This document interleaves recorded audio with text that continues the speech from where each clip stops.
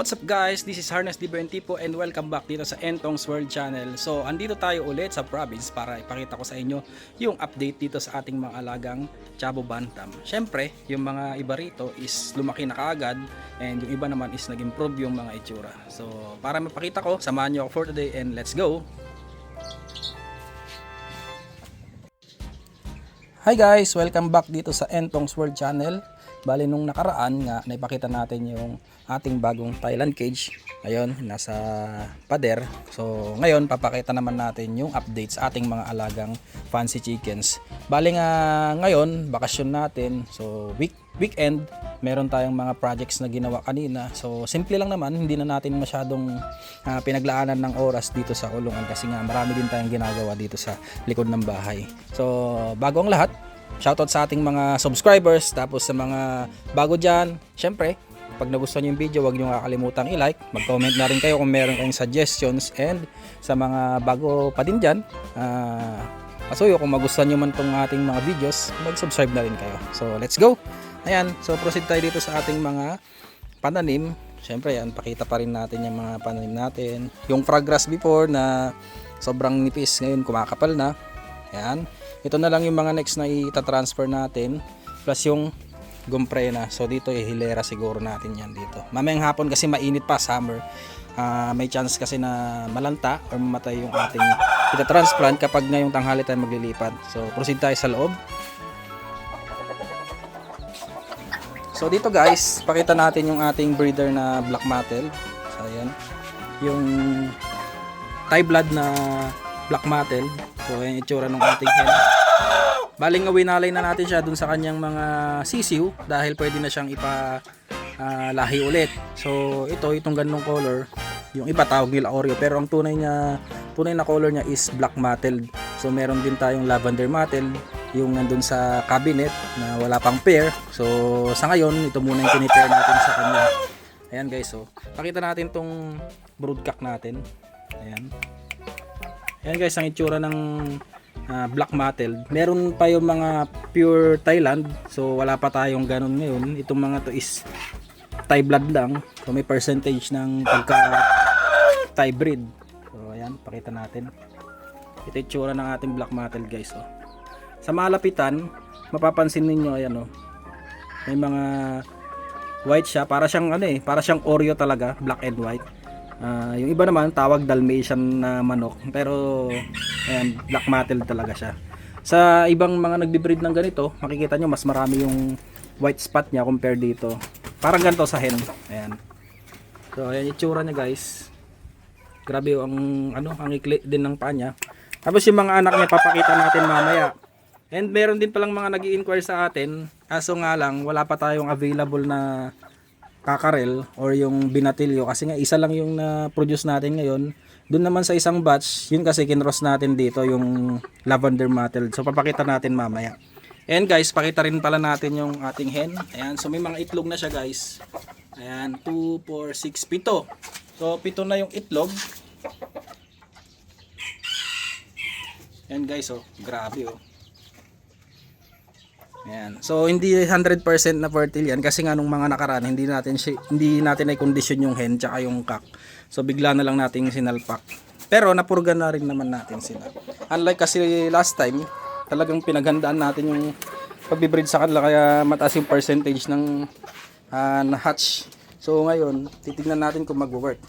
And next guys, dito naman sa ating malalaking breed.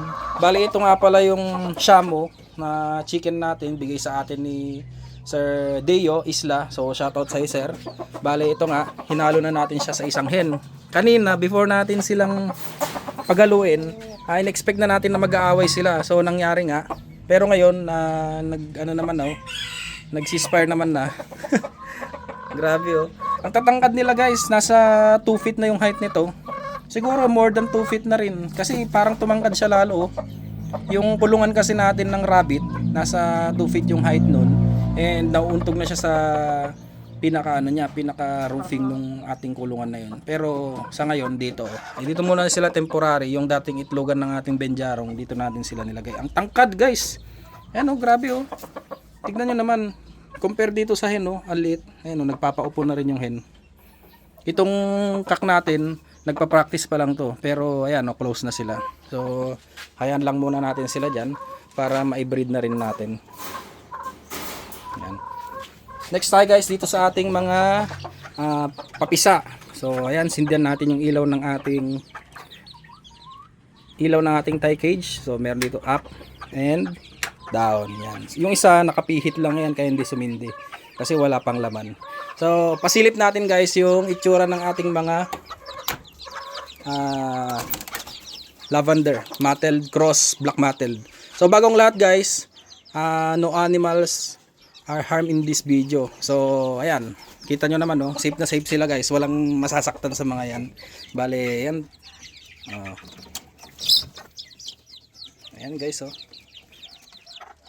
Yung itsura ng ating mga black mottled cross lavender na hen. Itong hen kasi yung ganda ng kulay, oh.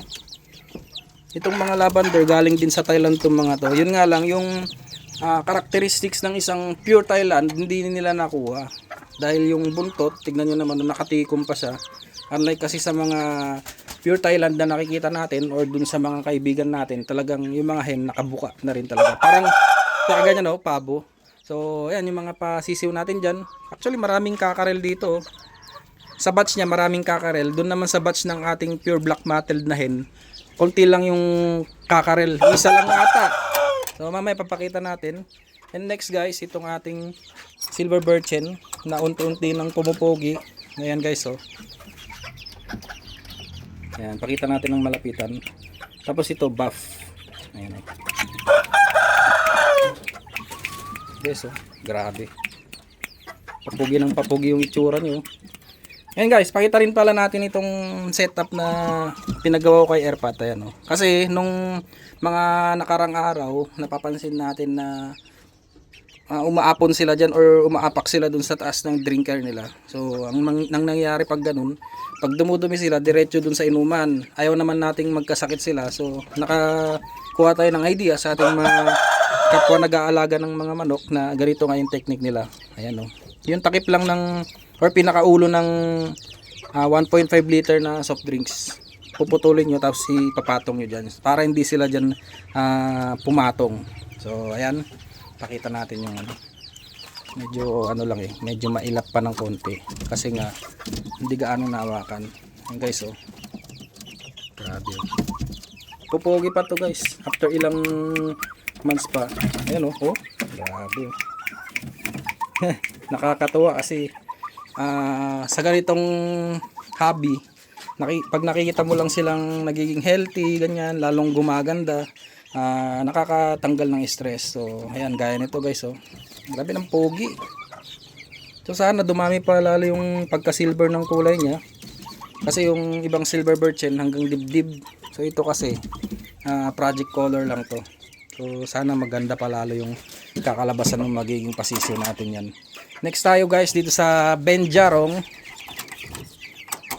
Ayan, grabe, oh, napakarami nung kakarel guys. Yung pinakamaliit sa kanila naapakan, so sad to say namatay nga. And for sure kung nabuhay yun, talagang siya yung pinakamaliit. Pero all goods na rin kasi itong mga natira is healthy. So ganyan talaga sa breeding, hindi maiwasan yung merong mamamatay. So dito naman sa atin, hanggat wala pa yung broodcock na paparating, so at least merong mga kapalitan yung tatay nila, oh. Yan, oh. Yellow legs nga lang iba, pero ganyan ang kulay ng Benjarong, yellow legs or green legs. Pero sa Thailand talaga, pag makita niyo, puro green legs yung nakikita ko dun, oh. Grabe, oh, maganda guys, very beautiful. Next tayo guys dito sa ating mga black mottled na second batch. Ayan, oh, yung mga itsura nila guys, oh, grabe, ang gaganda, oh, Oreo, oh, grabe naman yan, ang gaganda. So kapag merong gustong bumili sa atin, PM nyo lang ako sa aking Facebook page, Engtong's World Farm. So iba yung pangalan natin doon, may farm sa dulo. Kasi nga kapag may mga gustong mag-avail ng mga alaga natin, doon ko lang sila pinapadiretso para ma-chat nila ako. Tapos re-replyan ko naman kayo doon guys kapag available ako. So yan, chine-check ko naman yung mga doon, yung mga nag-PPM. So ayan guys, oh, Magsample tayo ng isang kakarel. Kasi ito lang yung kakarel nga na lumabas. Ayan. Ang ikli ng paa. Ayan oh. Halos hindi mo na makita. Oh. Grabe. Tapos yung kulay guys, oh. Ganda oh. Ganyan lang siya kalito. Pero pag nag-mature dyan, medyo lalaki pa gaya ng tatay nila. As of now, makikita mo no, grabe, ang ganda oh. Yan, baka mahiritan na naman tayo ng mga bumibili kasi nung last time nahiritan tayo, nagbenta tayo. So, yan, next natin yung Cochin Ball na Frizzle. Ito guys, oh. Grabe oh. Bale ito, ikukuhanan din natin yan ng pair kasi ano sila, Frizzle to Frizzle. Ang sabi kasi hindi raw magandang resulta. So, kailangan Frizzle to smooth coat. Yun lang naman yung turo sa atin. Hindi pa natin masyadong kabisado pero pagpapraktisan natin. So ayan guys oh. Grabe oh. Tingnan yung balahibo. Actually hindi ko pa to napapaliguan. Hinihintay ko lang na makumpleto yung mga balahibo kasi ayoko namang magkasakit sila. Titignan natin yan kung ano yung magiging resulta ng mga itsura nila, pero I think magiging mas lalong maganda tong mga to. Yan, kukulit nila oh. Oh. Gustong lumabas sa kulungan. So ganyan lang yung setup natin. Hindi pa natin nalalagyan ng ano yun, no? Ito makbo na. Yan ang sinasabi natin, no? Oh. Labas na siya. Okay, sara na muna natin yan at makukulit sila. Next. Okay. Ito yung yung pure Japanese bantam natin. May tryo pang natira. Tapos yung pure na black mattled natin na hen. Pinost na nga rin natin to kasi ang ganda rin ng pattern nyo, oh. Grabe oh. Gaganda pa lalo to guys kapag yung yung nag-matured. Lalong gaganda yan guys. Kagaya yung sa nanay niya. Yung nanay niya kasi lang yon, medium legs. So itong mga to natira dito short legs. And next natin, ayan, yung ating hen, nanay nung mga benjarong. So ayan oh, grabe, ang ikli ng paa. Tsaka ang taba niya. Ito yung kaya gustong gusto natin yung benjarong na color kasi alam nyo naman na ang ganda ng kulay nila. So ayan, hinayan muna natin dyan para makondisyon siya. Tapos habang wala yung cock, ayan, patatabayin natin, kukondisyon natin. Pero actually mataba na siya ngayon. So ayan, pinakalas natin ito. Ayan, silver birchen pa rin na hen. Kasama yung black mattled na pulet. Ayan, kinukondisyon muna natin dahil last time sila parang nabigla dun sa cabinet type na natin, na cage natin. So yan, papakita ko yung mga update next time and kung ano yung magiging resulta nitong ating breeding. So yan lang muna ang ating video for today guys. Medyo binilisan natin kasi may lakad tayo ngayon. And sa mga bago dyan, shoutout sa inyo. Sa mga kapwa natin nag-hobby na mga pansi chicken. So next time kita-kita tayo pag may mga events dito malapit sa amin. So by the way, taga Tarlac nga pala ako dito sa bayan ng Paniki. So sa mga kapwa ko dyan na breeder na malapit lang sa amin, pray kayong pumasyal dito. So vaccinated naman lahat ng ating manok, safe naman sila. And shoutout na rin sa inyo. So see you next time guys. Happy farming sa inyong lahat. God bless. Ingat po lagi. Bye bye.